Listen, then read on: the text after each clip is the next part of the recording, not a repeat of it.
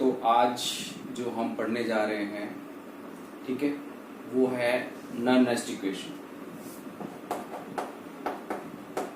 Non-nest equation आप वैसे देखने तो समझ में नहीं आ रहा होगा कि आपको ये नॉन-नेस्ट इक्वेशन है क्या, ठीक है।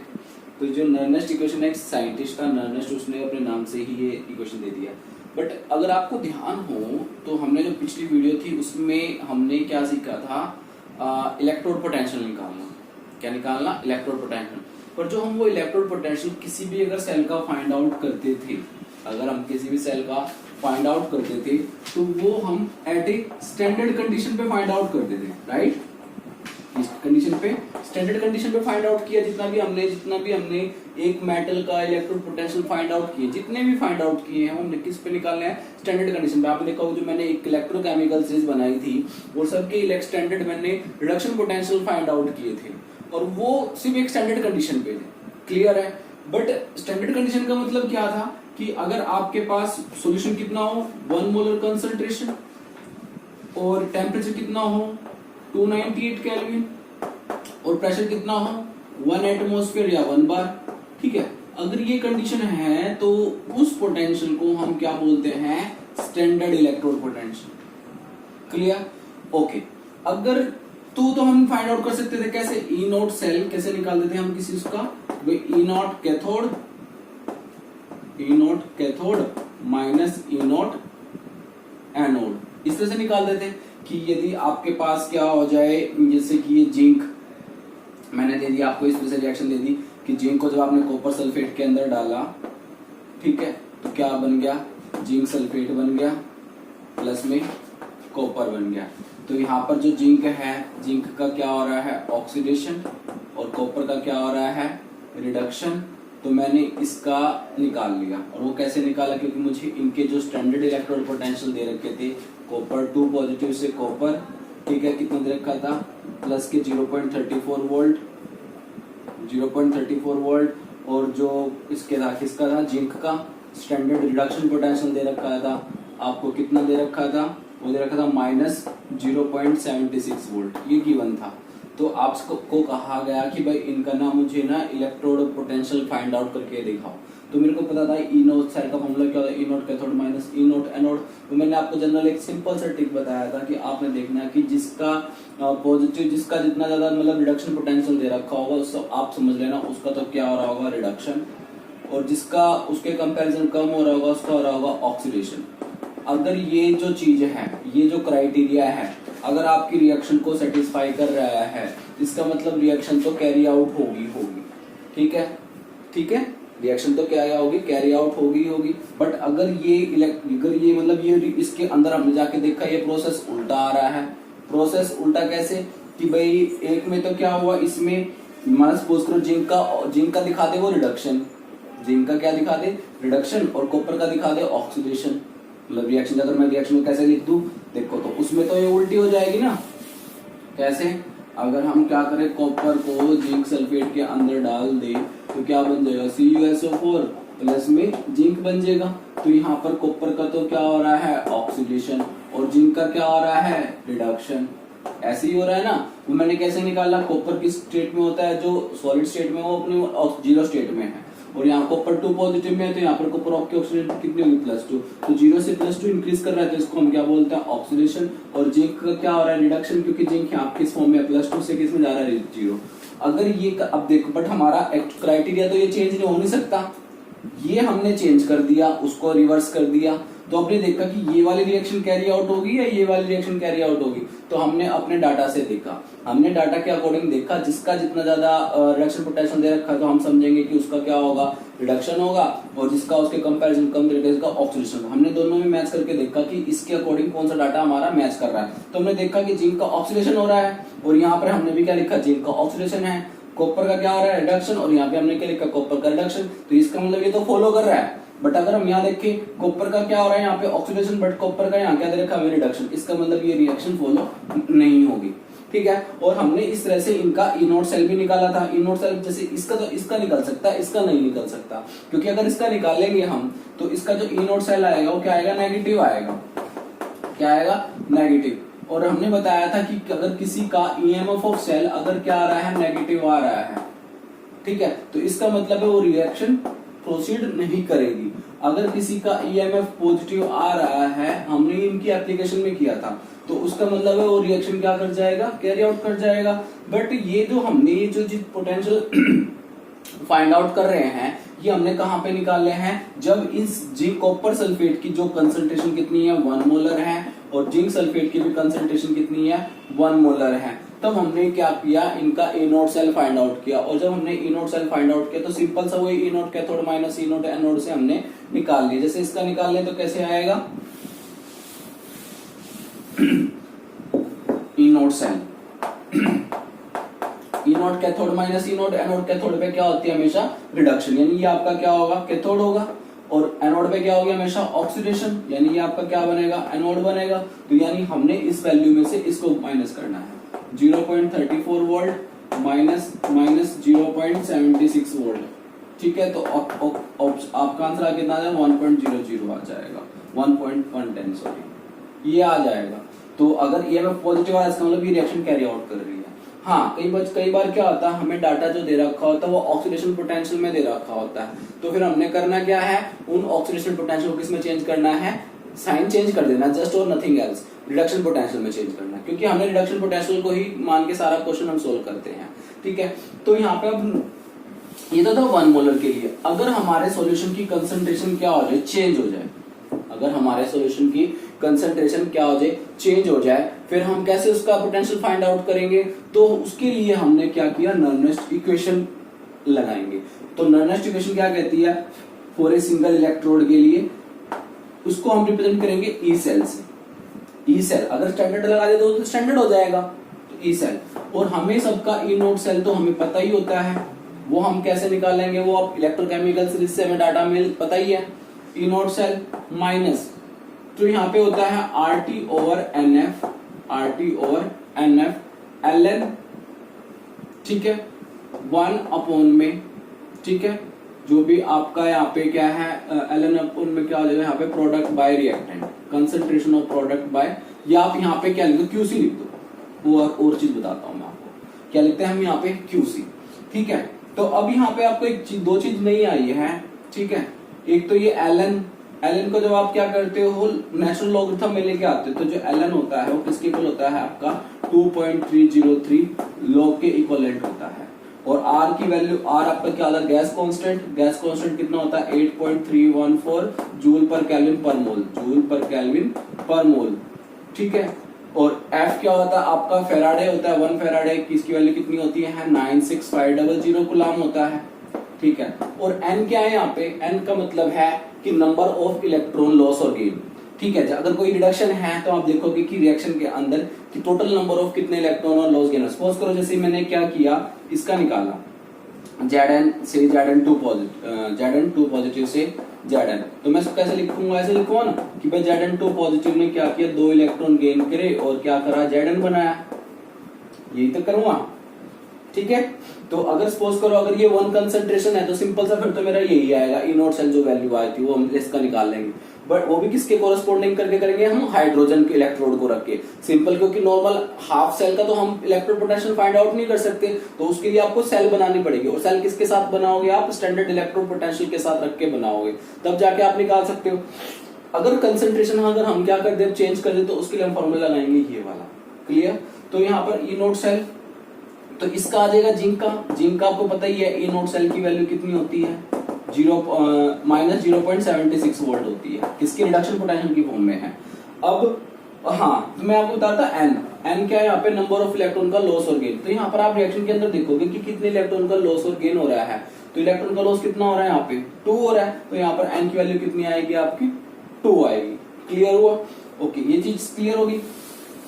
जब आप क्या करते हो, ये सारी वैल्यू पुट करते हो इसके अंदर, और एक चीज हो रहा है एलन की वैल्यू आप पुट करते हो, आपके पास क्वेश्चन क्या तक सोल्व करके, E cell equal to E naught cell minus 2.303 log 2.303 log, और लॉग में आर की वैल्यू आप पुट करो, आर की वैल्यू कितनी है आपकी 8.314 टेम्परेचर की वैल्यू पुट करो, कितनी 298 केल्विन है, मल्टीप्लाई, ठीक है, और यहाँ पे आपका आ जाएगा लॉग ऑफ QC, और यहाँ पे आपका एन कितना है आपका 2, और F कितना हो गया यहाँ पे आपका 96500 गुलाम, ठीक है। तो जनरल से छोटा सा मैंने क्या किया, क्योंकि ये हर सिस्टम के अंदर आएगा, जितने भी हम एनालिटिक क्वेश्चन अप्लाई करेंगे तो ये सब के अंदर आएगा, बट एन क्या हो सकता है, वो एन चेंज हो सकता है।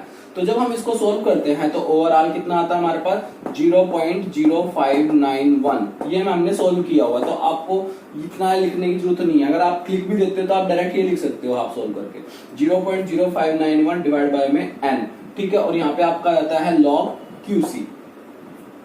ये क्लियर हो गया, और आगे क्या आ जाएगा E नोट से, तो मैं ऊपर लिख देता हूं,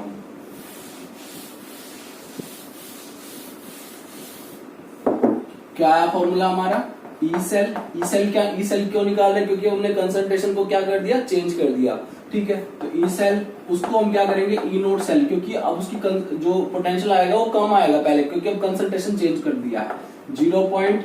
आपने ये फॉर्मूला याद रखना है, डिवाइड बाय में एन, और यहाँ पे क्या हो जाएगा लॉग QC। ये क्लियर हो गया। अब यहाँ पर आप पहले आपको पता होना चाहिए एक KC होता है और एक क्या होता है QC होता है। KC को हम बोलते हैं इक्विलिब्रियम कांस्टेंट, और QC को हम बोलते हैं रिएक्शन कोएफिशिएंट। ये हमने इक्विलिब्रियम चैप्टर में किया होता है, रिएक्शन कोएफिशिएंट, ठीक है। दोनों में क्या चीज का डिफरेंस है, कहता है इक्विलिब्रियम कांस्टेंट कब आता है, जब आपकी A प्लस B और ये C प्लस D, यहाँ पे सपोज करो इनके कुछ हमने कोफिशिएंट लगा दिए, कुछ भी हो सकते हैं। अगर आप इसका इक्विलिब्रियम कांस्टेंट का मतलब क्या है, जब आपका दोनों यानी concentration of the reactant and concentration of the product become equal to each other, यानी जिस पॉइंट पर आपकी कंसंट्रेशन दोनों की क्या आ जाए, चेंज दोनों की क्या आ जाए, सेम आ जाए, तो उसको हम बोलेंगे इक्विलिब्रियम कांस्टेंट। यानी ये इक्विलिब्रियम कांस्टेंट हो गया concentration of product divide by में कंसंट्रेशन ऑफ द रिएक्टेंट, ठीक है। बट QC क्या होता है, कहता है कि रेशो वही कंसंट्रेशन, फॉर्मूला वही है, concentration of product divide bye concentration of reactant, but यहाँ पर क्या QC क्यों लगाते हैं, क्योंकि यहाँ पर भी हम क्या कर सकते हैं, किसी का जो रिएक्शन कोएफिशिएंट है वो हम क्या कर सकते हैं, फाइंड आउट कर सकते हैं at any stage, at any time. ये तो KC तो कब आएगा, जब इक्विलिब्रियम स्टेज आ जाएगी। अगर सपोज करो कोई रिएक्शन चल रही है, ये मैंने कहा भाई मुझे अभी इसका रेट फाइंड आउट करना है, तो मैंने क्या किया, इंस्टेंटली रेट कांस्टेंट निकाला, ठीक है। और एक रेट कांस्टेंट कैसे निकाला, वही concentration of product divide bye concentration of जो भी है इसका निकाला, तो उस टाइम पे निकाला, ओके।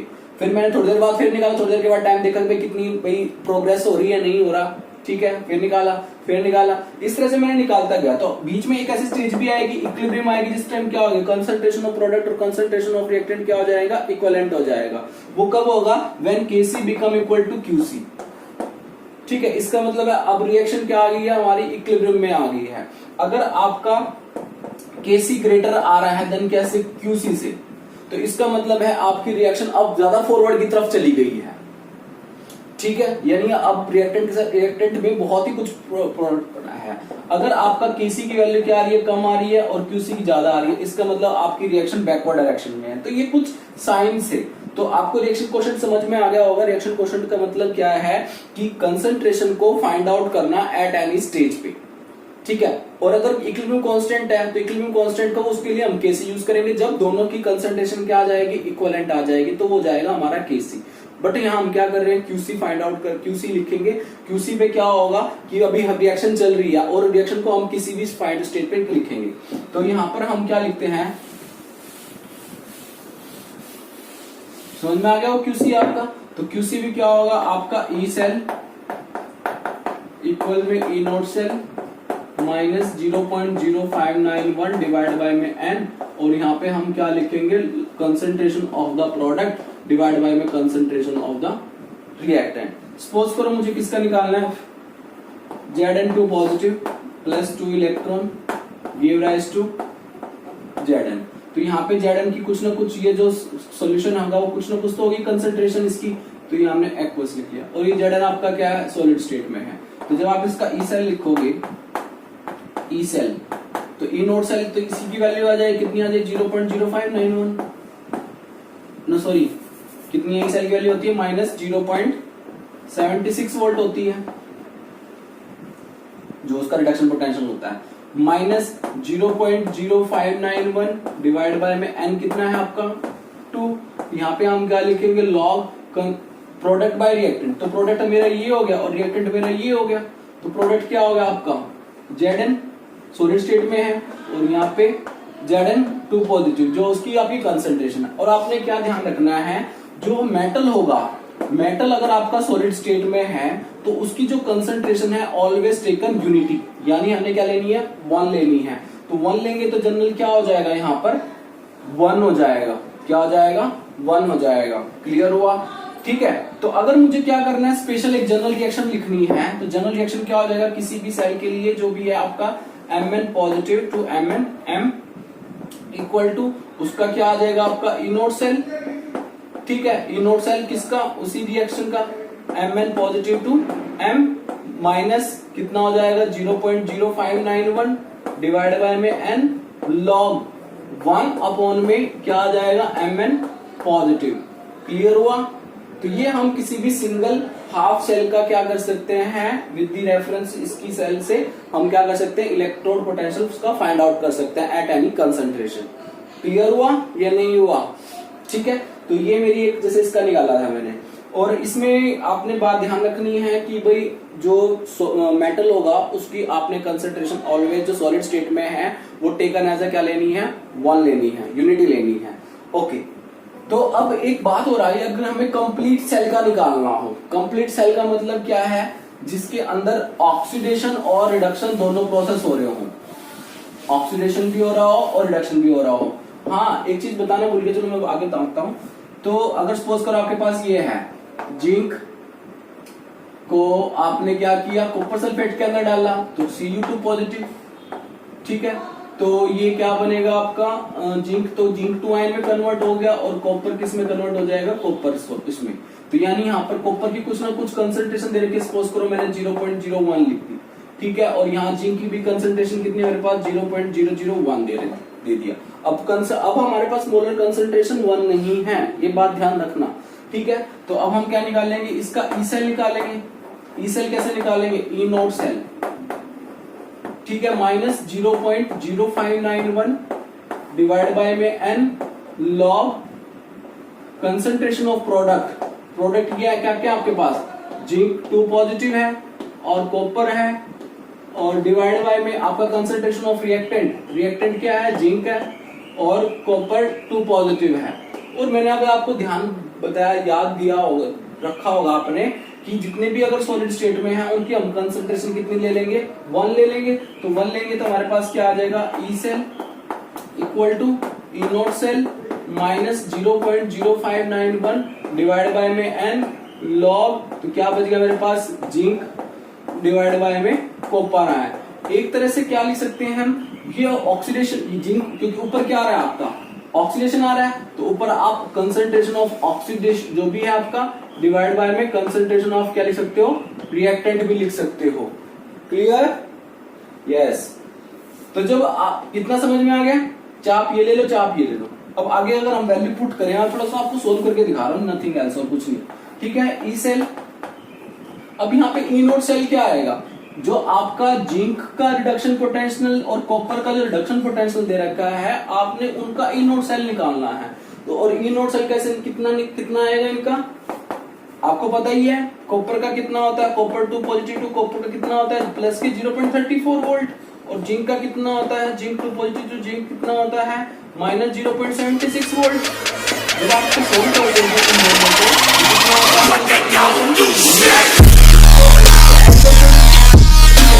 कितना आ जाएगा 1.10 वोल्ट, कितना आ जाएगा 1.10 वोल्ट आ जाएगा। Okay, minus 0.0591 divide by n कितना लेंगे अब आप, अब यहाँ पे इलेक्ट्रॉन तो डायरेक्ट ध्यान रखे, अब इलेक्ट्रॉन का कितना, यहाँ पे आपने देखा 2 का लॉस हो रहा है, आप 2 का लॉस हो रहा है, यहाँ पे आपने देखा कि 2 का गेन हो रहा है, तो यानी एन की वैल्यू जो है आपकी दोनों में, ऑक्सीडेशन और रिडक्शन में दोनों में क्या होनी चाहिए, सेम होनी चाहिए, ध्यान रखने वाली बात है। अभी मैं बता, जैसे इसकी वैल्यू यहाँ पे कितनी रखेंगे हम, 2 रखेंगे। लॉग जिंक आयन कंसंट्रेशन कितनी दे रखी है आपको, 0.01 और इसकी कंसंट्रेशन कितनी दे रखी है आपको, 0.01। ये आपको क्या दे रखी है, कंसंट्रेशन दे रखी है। इसके बाद तो क्या रह गया, बस आपको सोल्व करना रह रहा है। तो सोल्व में क्या करेंगे, आपको 1.10 और इसको सोल्व कर लेना जितना भी, क्योंकि अब तो मैथमेटिकल है सारा।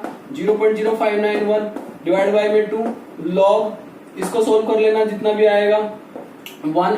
इसको आप करोगे तो नीचे कितनी जीरो लगाओगे, इसके नीचे 3 जीरो, ठीक है। इसमें यहाँ पे कितना ऊपर, जैसे इसमें ऊपर कितने जीरो लगाओगे, इसके लिए 2 जीरो, डबल 100 ये है। तो जब आप इसको सोल्व करोगे 100, ये कितना रह जाएगा, log 1/10 रह जाएगा।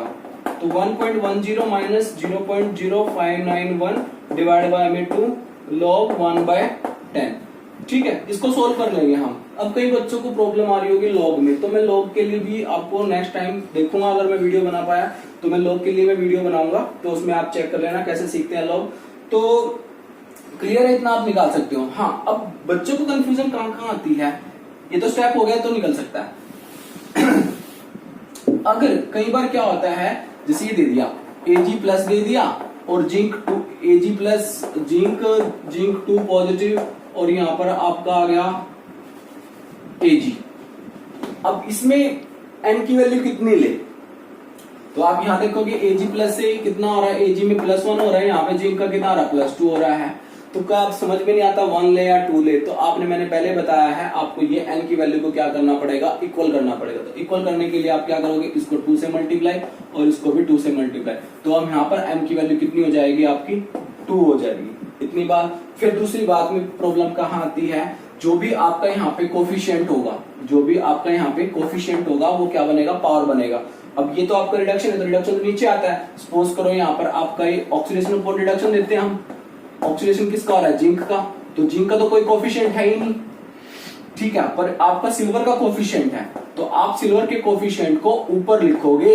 ये बात बड़ी इंपॉर्टेंट है, ये इंपॉर्टेंट है, बच्चे भूल जाते हैं इस कोफिशिएंट को ऊपर लगाना, ठीक है। वो सोचते हैं जो कंसंट्रेशन दे रखी है, सपोज करो 0.001 दे रखी है, तो बस 0.1 रख देते हैं यहाँ पे, वो 2 नहीं लगाते, ठीक है। अगर आप 2 नहीं लगाओगे, इसकी कोफिशिएंट को स्क्वायर नहीं बनाओगे, पावर नहीं बनाओगे, इक्विलिब्रियम कांस्टेंट में आपने पढ़ा होगा, जो स्टोइचियोमेट्रिक कोफिशिएंट होती है वो उनकी पावर बन जाती है। तो ये आपने ध्यान रखना है। क्लियर है इतना, ये नहीं है वो बताओ आप। तो नॉननेस्ट इक्वेशन से हमने सिर्फ क्या सीखा, एक फॉर्मूला सीखा, और वो फॉर्मूला क्या है सिर्फ आपका, कि भाई ई सेल, ये फॉर्मूला आपने ध्यान रखना है, E not cell minus 0.0591 divide by में N log concentration of oxidation by में डिवाइड बाय में कंसंट्रेशन ऑफ रिडक्शन, ठीक है। अगर कोई इनका कोफिशिएंट है तो उनको आप उनकी पावर बनाओगे, ठीक है। एन मैंने बताया दिया, नंबर ऑफ इलेक्ट्रॉन लॉस का कितना जो भी है, ठीक है। इससे आप बहुत से क्वेश्चन सॉल्व कर सकते हो, जितने भी आपके नॉननेस्ट इक्वेशन पे बेस है, ठीक है, वो सॉल्व कर सकते हो।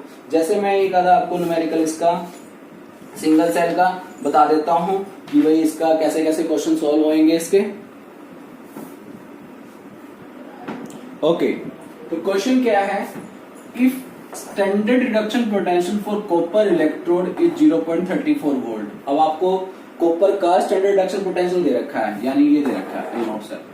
How will you calculate its electrode potential when it's contact with 0.1 molar copper ion.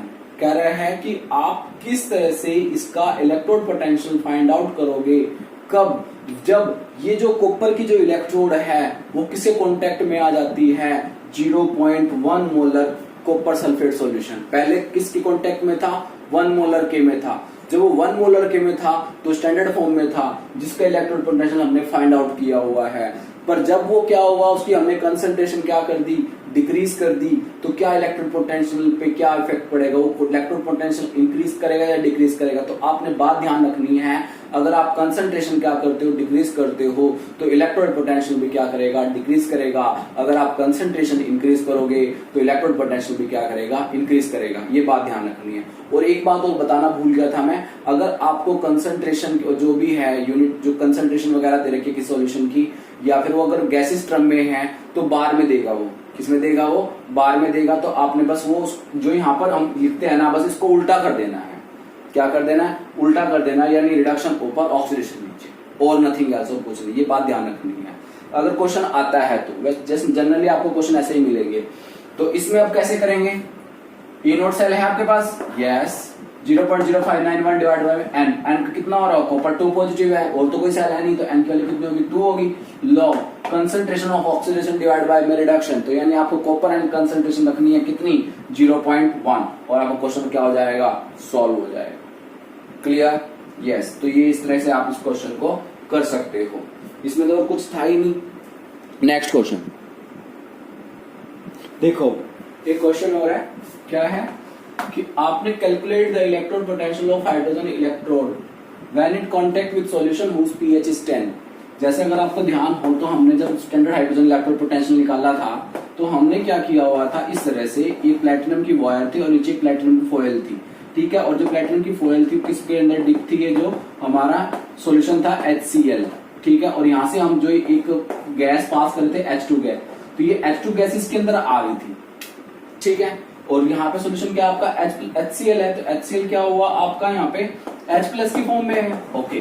तो कहते हैं जी ये सॉल्यूशन है ना, इसकी जब कंसंट्रेशन पहले थी 1 मोलर, अब मैंने क्या कर दिया, आपको पीएच दे दी, क्या दे दी, पीएच दे दी। भाई सॉल्यूशन की पीएच आपके पास 10, बट हमें तो क्या चाहिए, इस सॉल्यूशन को निकालने के लिए कंसंट्रेशन चाहिए, तो कैसे निकालने होगी। तो आपको पता होना चाहिए कि पीएच का फॉर्मूला क्या होता है, minus negative logarithm of the H+ ion होती है। क्लियर है, अगर पीएच क्या आपकी 10 है तो ये किसकी, minus logarithm of the H+ ion हो गया। अगर हम तो खाली log H+ की चाहिए, तो बस साइन का फर्क है, तो इधर भी आप साइन ले, उधर भी साइन आप, तो इधर का साइन, यानी आपके पास concentration of H ion of log कितनी आ गई, 10। तो हमारा फॉर्मूला क्या था, देखते हैं।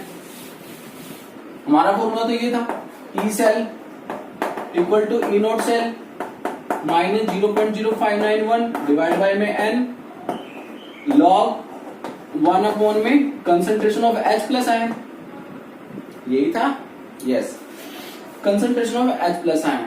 तो अगर मैं क्या करूं, इस थोड़ा सा एक और थोड़ा सा है, अगर यहाँ माइनस है ना, अगर मुझे इसको पूरा को चेंज करना है तो प्लस करना है, तो लॉग चेंज हो जाएगा। तो ये E note cell plus 0.0591 divide by में n log H+ आयन भी लिख सकता हूं मैं, ऐसे भी लिख सकता हूं इसको, ठीक है। बस मैंने क्या किया, माइनस था तो माइनस की टर्म में तो ऐसे लिख दिया मैंने, ठीक है। अगर प्लस करूंगा तो इसका ऐसे लिख सकता हूं, नहीं समझ में आया कैसे, चलो बता देता हूं। जब आप क्या करोगे, किसी को इधर लेके जाओगे तो ये जो डिवाइड में है तो उधर जाके मल्टीपल में हो जाएगा, और तो कुछ है नहीं, बाकी सारा सेम है। तो ये चीज हो गया। अब इसके बाद आपको पास E नोट सेल की वैल्यू कितनी है, 0 होती है हाइड्रोजन की, तो प्लस 0.0591 डिवाइड बाय में n log H+ हमें पता है कितना है, -10 है, मल्टीप्लाई में -10। इसको सोल्व करेंगे तो हमारा क्या आ जाएगा, E सेल आ जाएगा, किसका, हाइड्रोजन का इलेक्ट्रोड का। कब, जब उसकी जो हाइड्रोजन इलेक्ट्रोड को हम किसके अंदर रखते हैं, जिसकी कंसंट्रेशन हमें दे रखी है, पीएच दे रखी है, कितनी दे रखी है, 10। तो उस तरह से हम इस क्वेश्चन को क्या कर सकते हैं, फाइंड आउट कर सकते हैं। क्लियर हो, क्योंकि हमें सिर्फ H+ चाहिए तो H+ हमने निकाल लिया, ठीक है। अगर आपको थोड़ी सी प्रॉब्लम होती है तो आप ऐसे निकाल लो कि भाई मेरे को समझ में नहीं आया, सपोज करो आपको ही, तो आपको तो फर्स्ट फॉर्मूला ये था, आपको पीएच क्या है आपका, minus negative logarithm of the H+ ion, ठीक है। तो आप क्या करते हो, सिर्फ H+ चाहिए ना आपको, तो आप क्या पीएच देखिए यहाँ पे 10 और इक्वल यहाँ पे आपका माइनस log H+ हो गया, कोई दिक्कत। अब आपने क्या किया, दोनों तरफ एंटी लॉग लिया, तो इसमें आपको एंटी लॉग करना पड़ेगा, टेकिंग एंटी लॉग, क्योंकि एंटी लॉग और लॉग कैंसिल हो जाएगा, तो आपको उसका एंटी लॉग का 10 का एंटी लॉग निकालना पड़ेगा। जो एंटी लॉग 10 का आएगा, फिर उसकी वैल्यू आप क्या करोगे, वो H+ की कंसंट्रेशन आ जाएगी, फिर आप यहाँ पुट करोगे उसकी। और एंटी लॉग और लॉगरिथम एक दूसरे के क्या होते हैं, इनवर्स होते हैं, रिवर्स होते हैं, तो इसलिए आप जो मैंने पहले बताया आप उससे इजी से निकाल सकते हो, वो इजी मेथड है। क्लियर है, एक क्वेश्चन और करा देते हैं। अब देखो क्वेश्चन देखने में तो बड़ा छोटा सा लग रहा है, ठीक है, बट आप जब इसको करोगे थोड़ा सा आपको तब एहसास होगा। पर इसके लिए वही बच्चा इस क्वेश्चन का टाइम कर सकता है जिसको लॉग एंटी लॉग आता होगा। तो आपकी जो लिमिटेशन आ रही है, जो मुझे लग रहा है वो क्या आ गया, लॉग एंटी लॉग की आ रही है। तो फिर भी कुछ ना कुछ मैं आपकी हेल्प कर दूंगा, अगर लॉग एंटी लॉग की अगर मैं वीडियो बना पाया तो क्लियर है ये। तो इसमें क्या है, अब क्या पहले देखो क्या ये रिएक्शन ठीक दे रखी है, सर आपने लिखे तो ठीक ही दे रखी हुई है, ऐसा कुछ नहीं है। निकल से निकल 2 पॉजिटिव बन रहा है, तो एक का तो क्या हो रहा है, ऑक्सीडेशन हो रहा है, चलो, और Ag से Ag बन रहा है यानी रिडक्शन हो रहा है। यहाँ पे कितने इलेक्ट्रॉन का लॉस हो रहा है, 2 का, और यहाँ पे कितने का हो रहा है, 1 का। तो यहाँ पे प्रॉब्लम आ गई, क्योंकि मैंने आपको बताया था कि दोनों ऑक्सीडेशन और रिडक्शन आपके दोनों में जो लॉस और गेन का जो फंडा है वो क्या होना चाहिए, सेम होना चाहिए। तो यहाँ पर 2 इलेक्ट्रॉन का लॉस है, यहाँ पे 1 का, तो आप क्या करो 2 से मल्टीप्लाई कर दो। अब ये क्या हो गया, इक्विवेलेंट, फिलहाल तो इतना है। अब फिर मैंने नेक्स्ट चेक किया, ई नोट सेल मुझे क्या दे रखा है, पॉजिटिव दे रखा है। अगर किसी का मैंने आपको बताया हुआ है, अगर ईएमएफ ऑफ सेल या ई सेल क्या आता है, पॉजिटिव आता है, इसका मतलब क्या करेगा, रिएक्शन स्पॉन्टेनियसली है। इसका मतलब ये रिएक्शन जो ऊपर डाटा दे रखा है वो क्या है, फिजिबल है। अगर ये उल्टा दे रखा होता कि भाई निकल का रिडक्शन और सिल्वर का ऑक्सीडेशन, फिर रिएक्शन पॉसिबल नहीं होती। ठीक है, इतना समझ में आ गया होगा आपको। अब मुझे क्या निकालना है, इसका ईएमएफ ऑफ निकालना है, तो सिंपल सा है, ई सेल। अब आपको ना ई नोट सेल निकालने की जरूरत नहीं है। अगर सपोज करो आपको ई नोट सेल ना दे रखा होता तो आपको जनरल वो अलग अलग देता, फिर वो निकल का रिडक्शन पोटेंशियल अलग, सिल्वर का रिडक्शन पोटेंशियल अलग, फिर आप वहां से पहले क्या निकालते, ई नोट सेल निकालते। तो ई नोट सेल तो हमें दे ही रखा है 0.0591 डिवाइड बाय में n log concentration of oxidation product divide bye concentration of reduction जो रिएक्टेंट है आपका, इस तरह। तो ई नोट सेल तो आपको दे रखा है कितना, 1.05, सिर्फ मैं वैल्यू पुट करना सिखा रहा हूँ आपको, 0.0591, एन का कितना होगा, यहाँ पे 2 होगा, लॉग ऑक्सीडेशन कितना दे रखा है, ऑक्सीडेशन किसका हो रहा है, सिल्वर का या निकल का, निकल का, क्योंकि जो प्रोडक्ट साइड है कितनी दे रखी है, 0.160, ठीक है, डिवाइड बाय में रिएक्टेंट कितना दे रखा है, 0.02, ठीक है। क्या ये ठीक है, बताओ, नहीं ठीक है, क्यों, क्योंकि हमने इसका यहाँ पे जो कोफिशिएंट है वो नहीं लिया, तो हमें वो भी लेना पड़ेगा। अगर आप बोल लोगे तो क्वेश्चन गलत हो जाएगा। तो दिस वन, अगर आप इसको आगे सोल्व करोगे तो इक्वेशन मैंने बना दी है, इसको आप आगे सोल्व कर सकते हो, ठीक है। वो सोल्व कैसे करोगे, मैथमेटिकल है, सिर्फ लॉग की प्रॉब्लम है, उन लोगों को आपको सीखना पड़ेगा। ये हमारा नॉर्मल इक्वेशन था, और नॉर्मल इक्वेशन पे हमने 3-4 मैंने आपको न्यूमेरिकल भी करके दिखाया, सिंगल का भी करके दिखाया, और जो कंप्लीट सेल है उसे भी करके दिखाया। फिर भी अगर आपको कोई प्रॉब्लम आती है तो आप वीडियो में या कमेंट बॉक्स में आप मुझे लिख सकते हो, बता सकते हो, और नेक्स्ट वीडियो में आपके जल्दी लेके आऊंगा। बट आप पहले जितना कराया है, अगर आपको बेसिक समझ में आया है तभी आपके लिए बेनिफिशियल है, अदरवाइज नहीं, ठीक है। अब आगे मैंने थैंक यू, और वीडियो को लाइक जरूर करें, थैंक यू, बाय।